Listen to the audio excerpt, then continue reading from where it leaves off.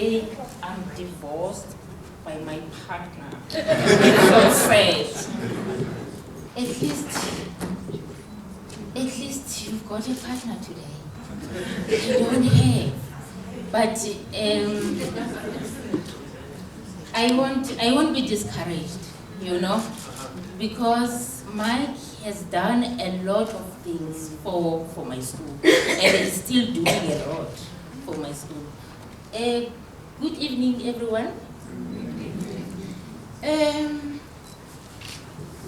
I'm Ruth Tabu from Inxiweni Primary School in Tembisa. Let me just give you a brief historic background about my school. The school was established in 1974 and registered in 1976 during Soweto uprising. Currently, the school is having a roll of 1,500 learners and 40 educators, as we are experiencing an overcrowding. We are an office school.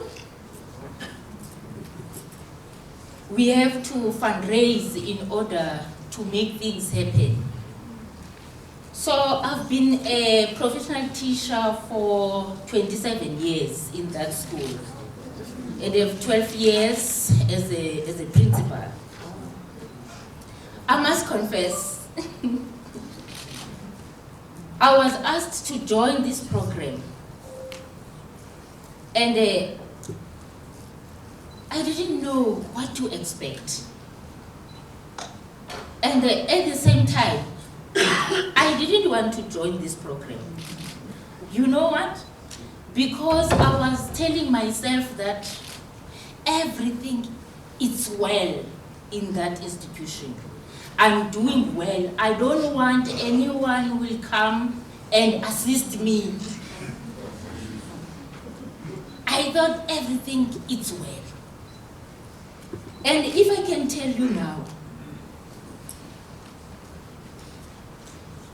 and be honest to you, it has been a revelation to me, and this program transformed me as a leader. How? You will get everything.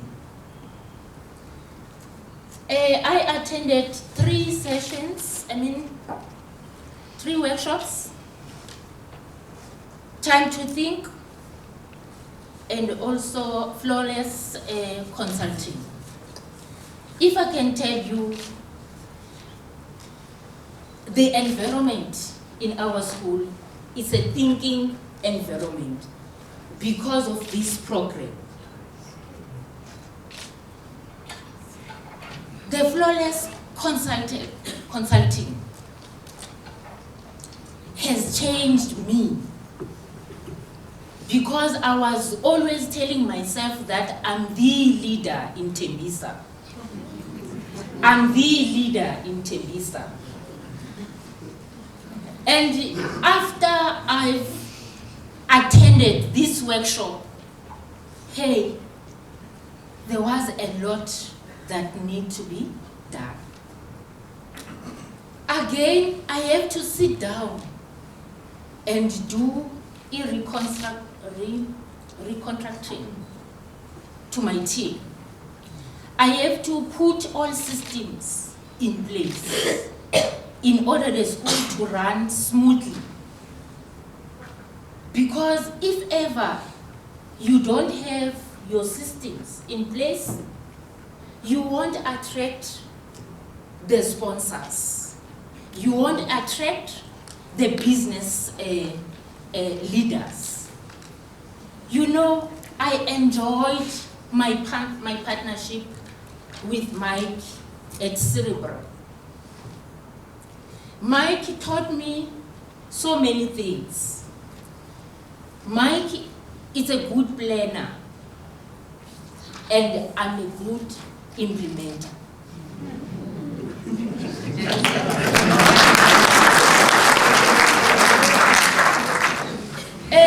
Our school was being used by the community as a dumping ground. You will know what I'm talking about, a dumping ground, the township school principals. So Mike came up with a system. He told me that let's do an outdoor activity. In that outdoor activity, let us just involve the community, your parents, learners, SGB, educators in that project. You know what? We cleaned the school. Can you go back, please? All teachers were wearing overalls. Even myself, I was wearing an overall. We were there cleaning the school, the surroundings of the school, together with the community. We prepared the food gardening there for our learners, for our needy learners, for the feeding scheme. Can you see our feeding scheme? We're feeding those learners outside.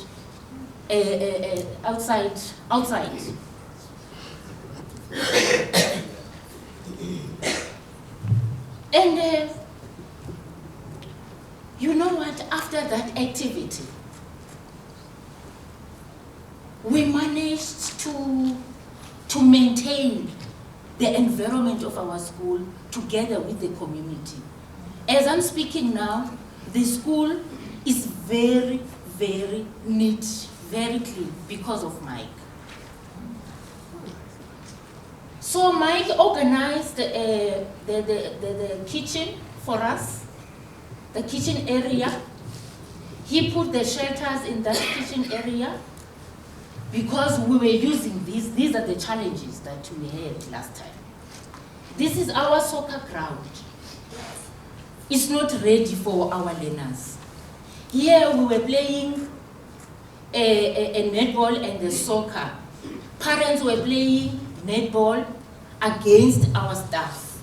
We were trying to motivate those learners that sports is good. I used to say to Mike, Mike, you can do what I cannot do, and I can do what you cannot do. But together, Mike, we can do great things.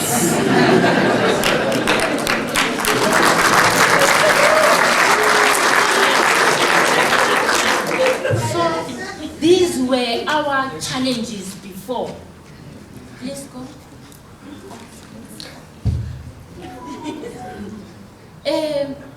Mike organized a trip, a team building trip,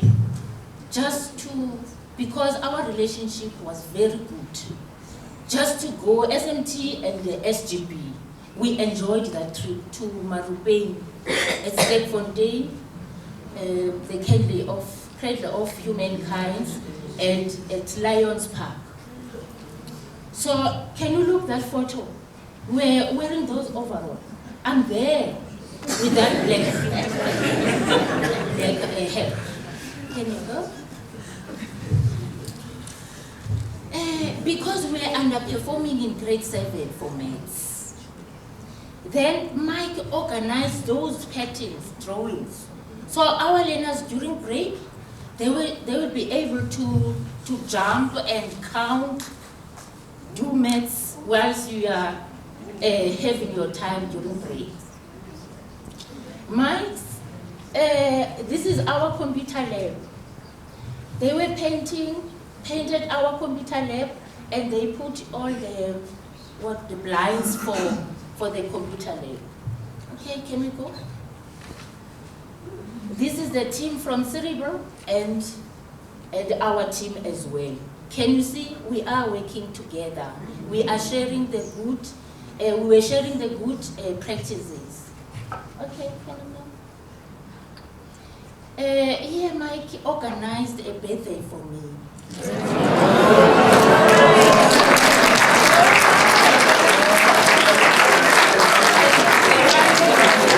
I does a workshop as well. Okay. Our school had a burglary this year. They cleaned all our offices. They took 11 laptops. But Mike organized 21 laptops for us. Because of these partners for possibilities. I visited Hong Kong last year, and this year, in June this year, and Indonesia. They paid for me and also for our HOD, the foundation phase HOD. So I enjoyed to be in this program. Thank you so much, partners.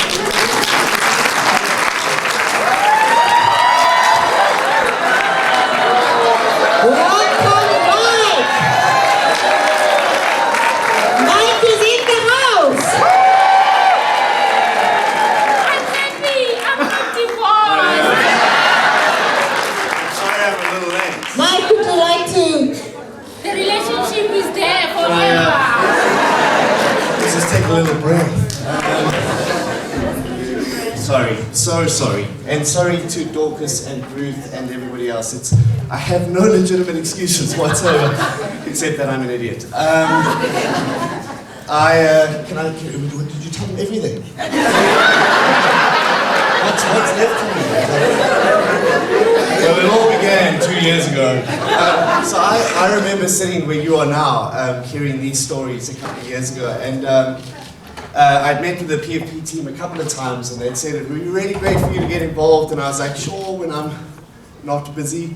And then I'd meet with them again and say, definitely when I'm not busy. And as you know, like things, and this is something you learn in PfP very quickly, is if something's important, you'll make a way, but if it's not, you generally will make an excuse, you know.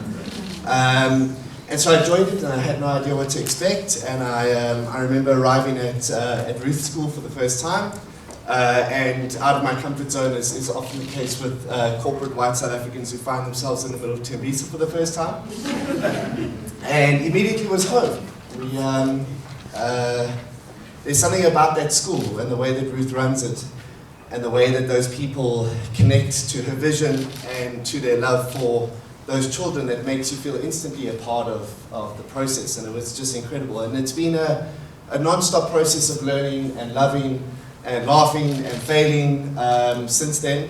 And we've learned a ton about each other, I think. I've learned a great deal more about leadership from Ruth than I imagined. That I was like, I had this vision of coming in there and like telling her all the things I knew from all the books I'd read. What Ruth has achieved in building this beacon of light and security in the middle of a community with very, very little support from stakeholders that matter most and limited resources is quite extraordinary. And you only do that if you are a phenomenal leader. And she's a phenomenal leader.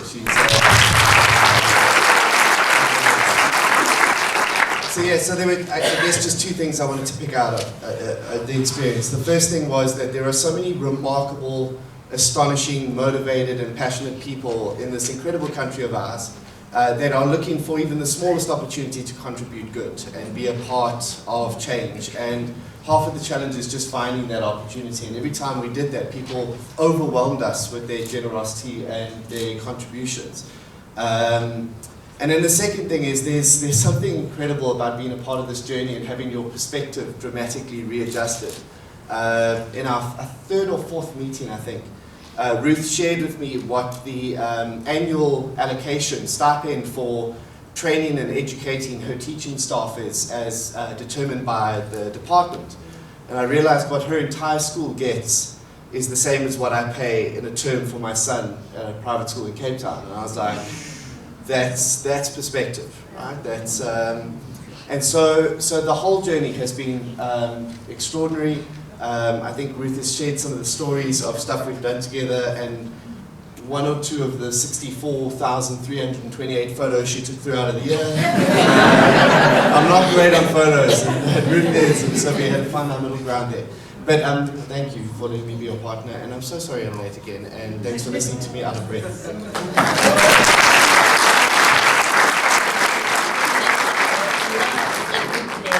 Oh, thanks. And I am a good Executor.